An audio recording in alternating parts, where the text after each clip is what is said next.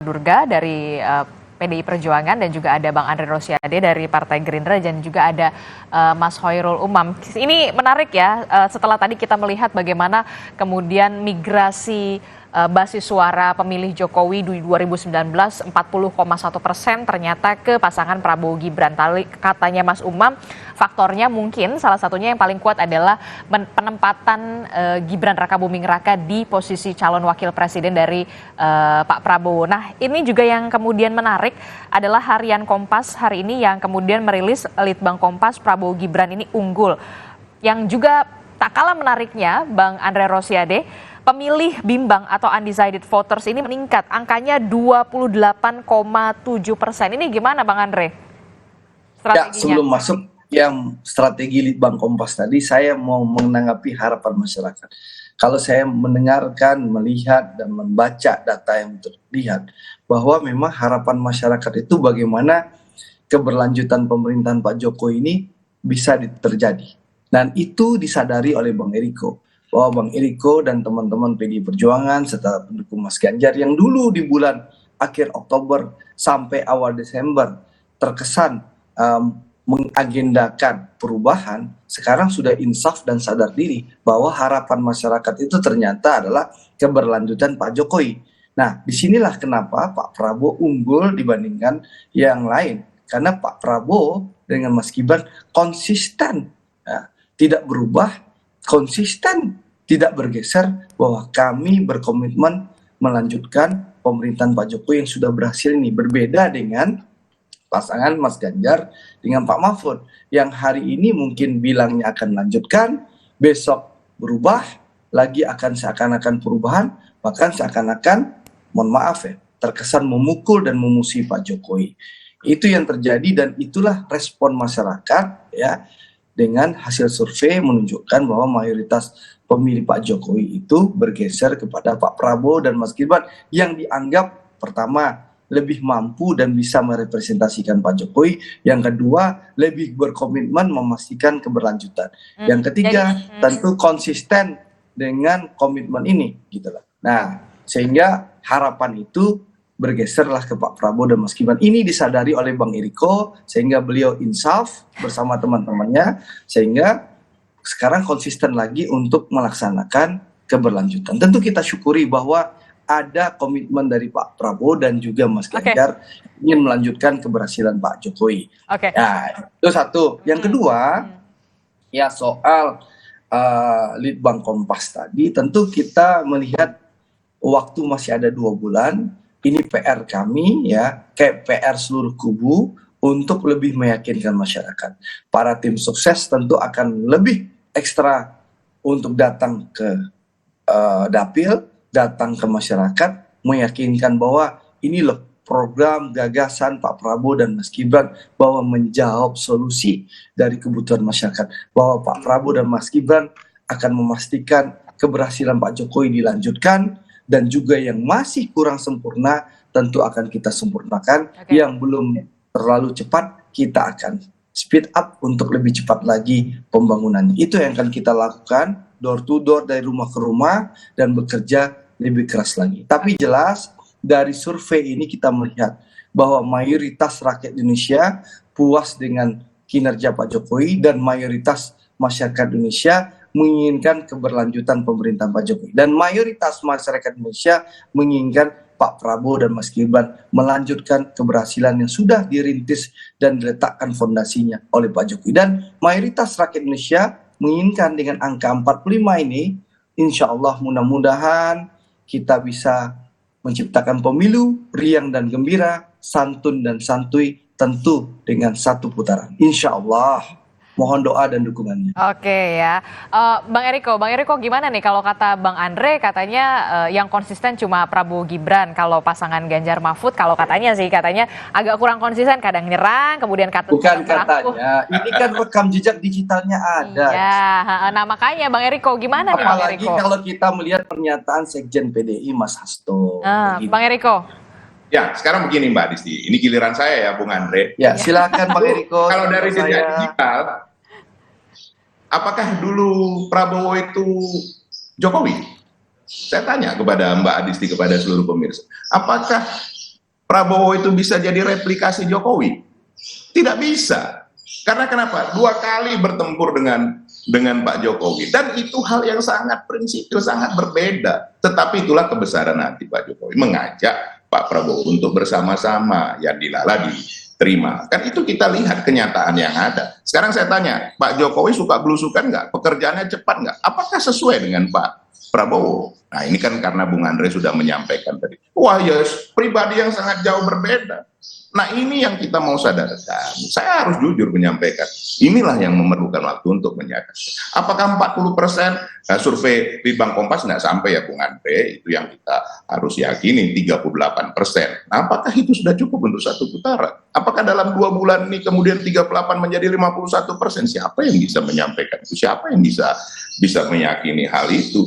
Nah, ini yang kami harus sadarkan ulang. Kami tentu harus merubah diri bahwa Pak Jokowi itu adalah bagian dari kami, dan bahwa kami yang bersama-sama selama ini kurang lebih 20 tahun. Apakah Pak Prabowo bisa menjadi replikasi itu? Apakah Pak Prabowo bisa belusukan seperti Pak Jokowi? Apakah Pak Prabowo bisa secepat Pak Jokowi? Itu kenyataan yang ada, lihat di dalam track recordnya, di dalam apa yang sudah dilakukan. Itu hal yang berbeda, tidak sama. Nah, ini yang kami coba yakinkan kepada masyarakat yang tentu ada kebingungan, ada kebimbangan, seperti apa, siapa sih sebenarnya yang layak untuk meneruskan seperti Pak Jokowi. Nah, ini juga penting sekali Mbak Adisti diyakinkan kepada masyarakat. Yang bisa meneruskan itu adalah orang yang memang setipikal, yang memang mempunyai karakter yang kurang lebih sama, yang memang berasal dari partai yang sama, yang sudah memberikan kesempatan dan sudah teruji. Nah, ini yang perlu waktu. Jujur saya sampaikan, perlu waktu. Tentu kami setuju dengan apa yang disampaikan Mas Hoirul Umam. Kami harus meredefinisi hal ini, bahwa kita meneruskan sudah pasti. Karena kenapa? Orang memang asalnya dari PDI Perjuangan, kok bukan asalnya dari Gerindra, bukan asalnya dari Pak Prabowo. Itu jelas kreditornya. Nah, bagaimana cara meneruskannya? Kami sudah paham hal ini, karena selama ini bersama-sama seperti itu. Nah, inilah yang harus diyakinkan kepada masyarakat. Caranya bagaimana Mbak Adisti? Ini melalui Kompas TV. Tapi apakah itu cukup? Apakah cukup melalui media? Ini yang harus kita sampaikan secara langsung di tengah masyarakat, bahwa Prabowo bukan Jokowi. Itu berbeda, itu sudah pasti. Apakah seseorang yang selama 2 kali berhadapan, yang kemudian betul-betul secara frontal, itu bisa menjadi bagian yang bersama-sama, menjadi identik, atau katakanlah menjadi replikasi? Tidak bisa, Mbak Adisti. Itu karakter. Manusia sudah semakin dewasa, pasti karakternya sudah terbentuk. Nah, ini harus kami jelaskan kepada masyarakat. Ini harus kami jelaskan kepada rakyat. Karena kenapa, Mbak Adisti? Nanti yang akan memilih itu rakyat. Dan kita harus ingat sama-sama, baru 14 Februari, bukan tanggal November yang kemarin. Dan sekali lagi, kami sangat bersyukur dengan surveinya Kompas ini. Ini membuat kita semakin bersemangat. Bahwa apa? Bahwa ini harus diredefinisikan ulang. Bahwa Pak Jokowi bukan Prabowo, Prabowo bukan Pak Jokowi. Mana yang paling tepat? Mas Ganjar yang seperti Pak Jokowi, yang bisa meneruskan. Yang meneruskan adalah orang yang lebih muda, mempunyai karakter dan mempunyai pengalaman, dan apa yang bekerja secepat. Dan itu yang harus ditunjukkan kepada masyarakat. Sebenarnya itu Mbak Rizky. Apakah ini sudah selesai pertempurannya sekarang? Belum. Baru mulai. Nah, bagaimana cara mereka? Apakah selesai Mbak Adisti? Terus kemudian permasalahan masyarakat hanya dengan senyuman, hanya dengan joget, kan tidak bisa juga menyelesaikan permasalahan rakyat yang mengalami kesulitan, yang mengalami hal-hal yang tidak baik. Itu tidak bisa hanya dengan senyuman dan joget, kan tidak bisa. Itu realistis. Memang harus bekerja. Ada tahapan-tahapannya, ada waktunya. Tahun pertama seperti apa, tahun kedua seperti apa, tahun ketiga seperti apa. Nah, apakah kita bisa juga melakukan kegiatan-kegiatan yang bombastis? Dari mana anggarannya? Nah, ini kan juga harus dilihat oleh masyarakat secara jernih seperti itu. Boleh saya tanggapin, Mbak Adisti? Silakan, Sebelum ke Mas singkat saja Bang Andre. Pertama tentu ya, Pak Prabowo dengan Pak Jokowi memang pernah berhadapan. Tapi Pak Prabowo dan Pak Jokowi bersepakat demi persatuan, beliau berdua melakukan rekonsiliasi. Dan itu dibuktikan dalam 4 tahun terakhir. Komitmen dan konsistensi bagaimana rekonsiliasi dan persatuan yang dilakukan oleh Pak Jokowi ini menjadi modal besar bangsa kita menghadapi pandemi, menghadapi krisis, Bahkan rekonsiliasi dan persatuan Pak Prabowo dan Pak Jokowi ini diadopsi dan ditiru oleh negara tetangga kita Malaysia. Bagaimana Pakatan Rakyat dan Barisan Nasional rekonsiliasi dan mengantarkan Datuk Sri Anwar Ibrahim menjadi Perdana Menteri Malaysia yang ke-10. Begitu indahnya rekonsiliasi Pak Prabowo dan Pak Jokowi. Dan inilah modal bangsa kita, sehingga kita lihat masyarakat begitu puas dengan kinerja Pak Jokowi dan juga kinerja Pak Prabowo sebagai menteri terbaik yang ada di kabinet Pak Jokowi.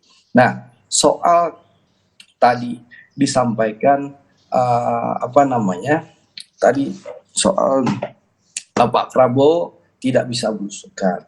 Saya menyampaikan Pak Prabowo bisa belusukan. Pak Prabowo keliling di Indonesia berbagai titik. Saya mengalami sendiri hari Sabtu yang lalu. Bagaimana Pak Prabowo datang ke Gunung Merapi sebagai Menteri Pertahanan, ya, memberikan santunan kepada masyarakat, memberikan penghargaan kepada relawan, kepada kelompok masyarakat yang datang membahu-membahu melakukan evakuasi kepada korban erupsi Gunung Merapi di Sumatera Barat. Lalu beliau datang ke Kota Padang bukan sebagai Menteri Pertahanan lagi, tapi sebagai calon presiden. Beliau belusukan ke pasar, lalu beliau harus melayani ribuan masyarakat yang menghadang beliau, lalu beliau juga hadir di konsolidasi TKD Sumatera Barat, lalu beliau harus terbang ke Semarang, lalu di Semarang beliau harus berpidato di Stadion Jatidiri diundang oleh teman-teman PSI, lalu malamnya beliau kembali ke Jakarta, lalu menghadiri acara di Jakarta. Dan saya menampik bagaimana saya melihat sampai jam 10 malam dan Pak Prabowo di atas jam 10 malam masih ada pertemuan agenda pribadi. Beliau belusukan juga dia lakukan. Lalu satu lagi yang paling penting, jogetan dan senyuman.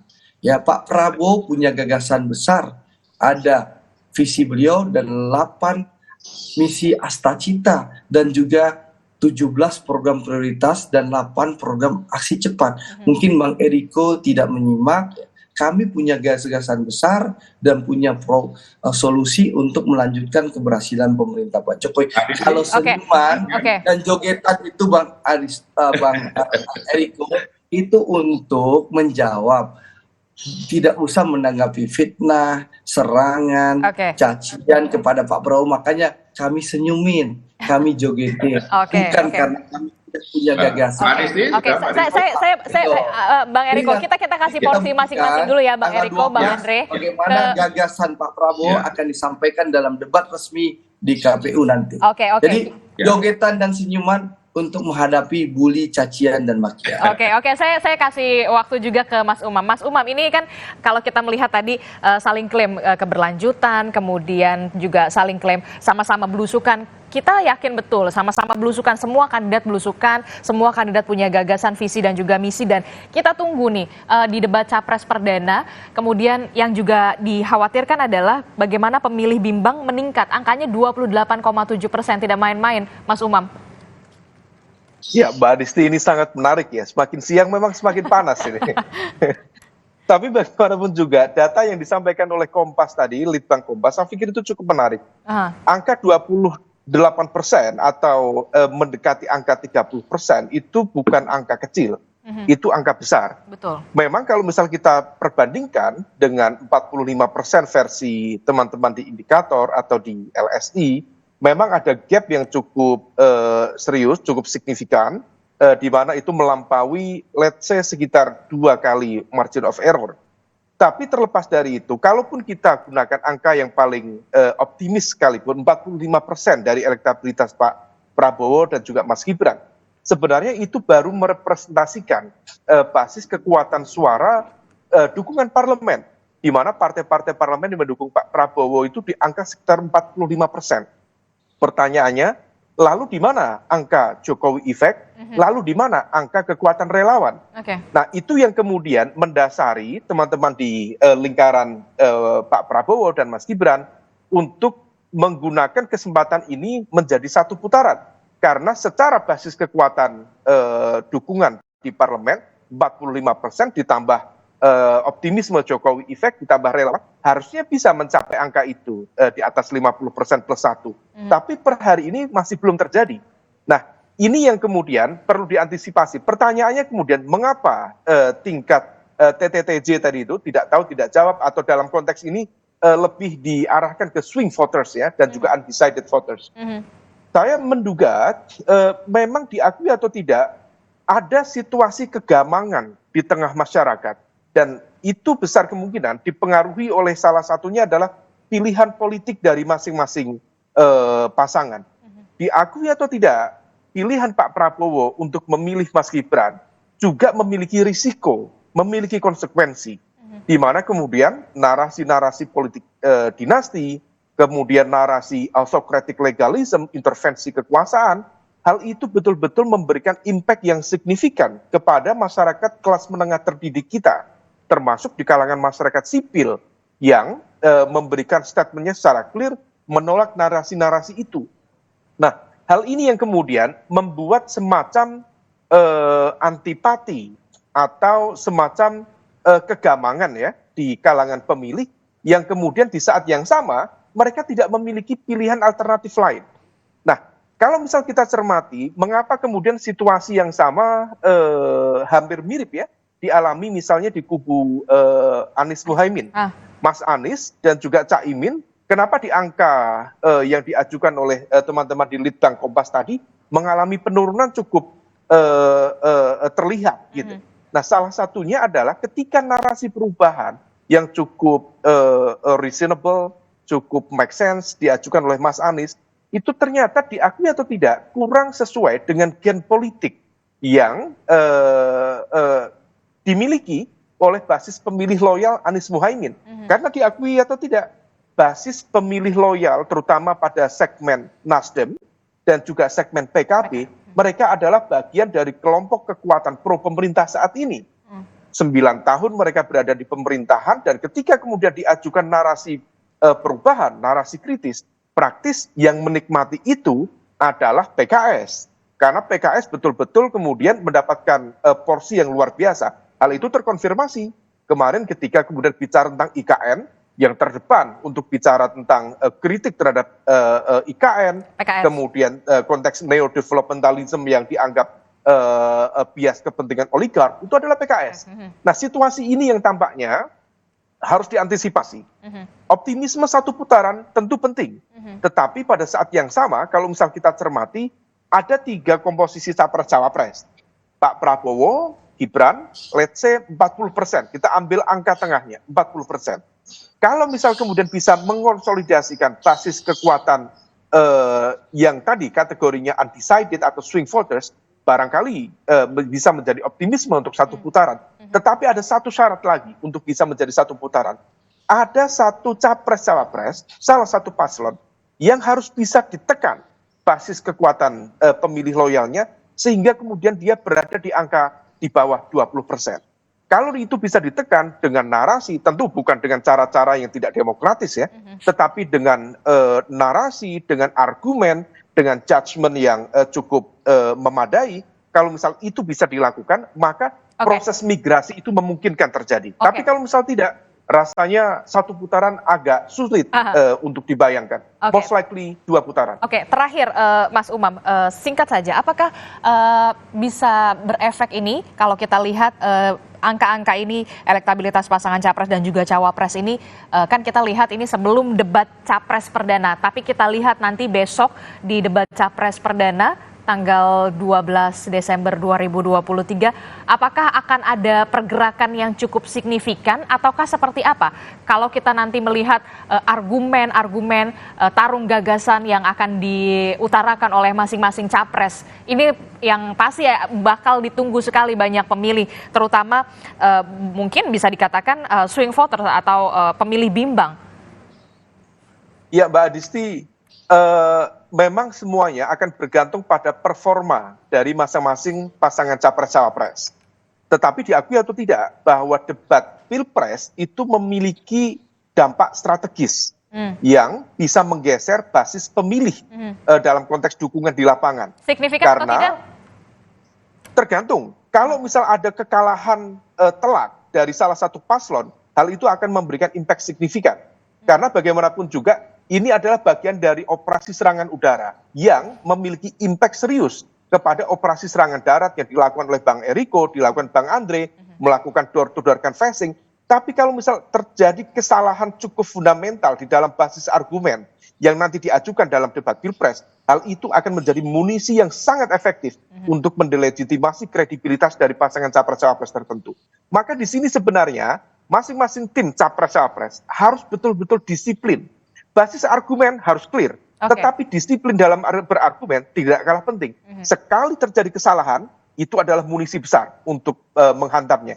Dan satu kali lagi, Mbak Adisti, kalau kita belajar dari apa yang terjadi di Pilpres 2004 ketika Pak SBY menghadapi Bu Mega, atau di Pilpres 2014 ketika Pak Jokowi menghadapi Pak Prabowo, pada momentum itu sebagai challenger dari kekuatan incumbent, ketika proses debat Pilpres terbukti mereka mampu memenangkan, disitulah terjadi crossing elektabilitas. Nah, crossing elektabilitas itulah yang kemudian mengkonfirmasi begitu efektifnya proses debat capres-capres ini, meskipun dalam konteks tertentu ini hanya bualan dalam tanda kutip, obral janji dalam tanda kutip, tetapi dalam konteks ini diakui atau tidak secara elektoral dia akan memberikan impact cukup signifikan, bergantung pada level dan kualitas performa masing-masing.